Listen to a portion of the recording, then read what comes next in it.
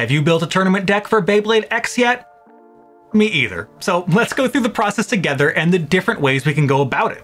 Right away, we need to know what format we're building for. There are 3 formats that use 3 Beyblade decks, which are 3-on-3, pick 3, choose 1, and deck.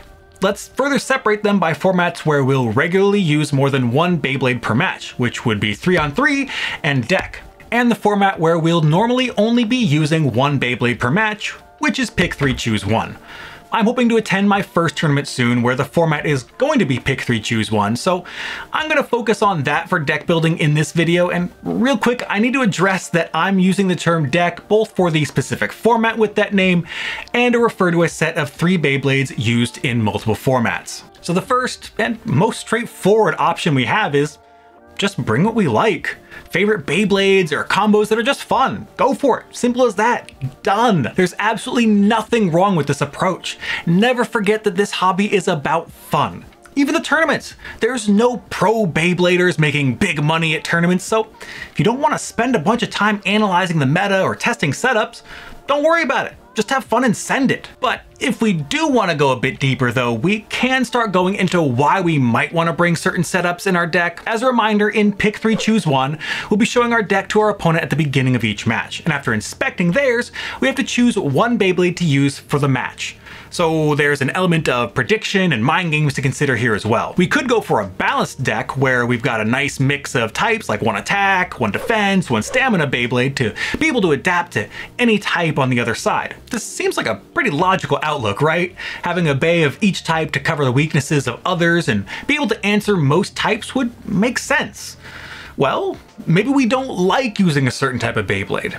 And if we don't have that type in our deck, are we at a disadvantage? Well, I went through some tournament results on the WBO site, and while I did see a lot of balanced decks, I also saw decks that were more attack focused, so it seems reasonable to me to think that we won't be terribly disadvantaged if we don't run a balanced deck. So if we have a preferred playstyle, we should be able to lean into it to a degree without worrying.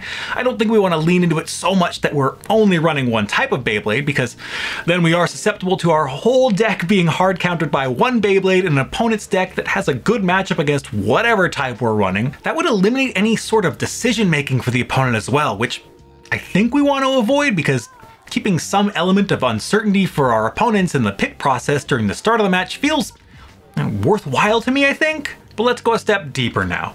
I've decided I probably want to run a balanced deck to start, but if you chose to run a more focused deck, this still applies.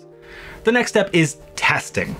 It'll help inform us on what setups work against what we expect to see. As the generation gets older and older, there will be more and more options for each type of Beyblade. More options means more to test. So how do we narrow that down to something manageable to the average player? Research. If you're going to a local tournament that regularly hosts, then they probably post their tournament results either in a Discord server or on the WBO website.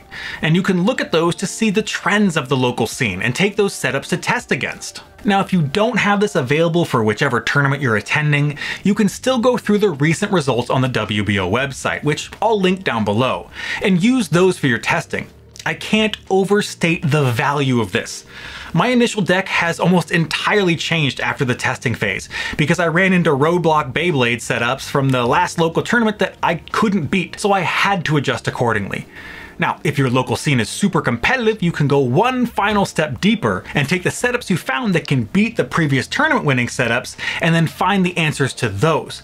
Because if your local meta is constantly evolving and people are adjusting to the previous results, being a step ahead of that can give you an extra advantage.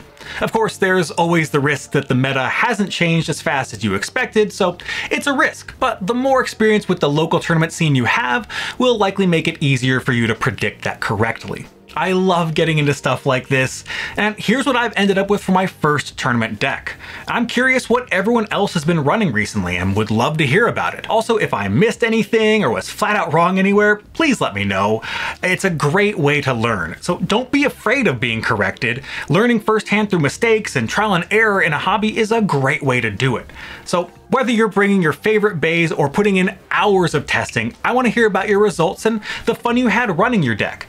I'll be sure to share that on my end as well.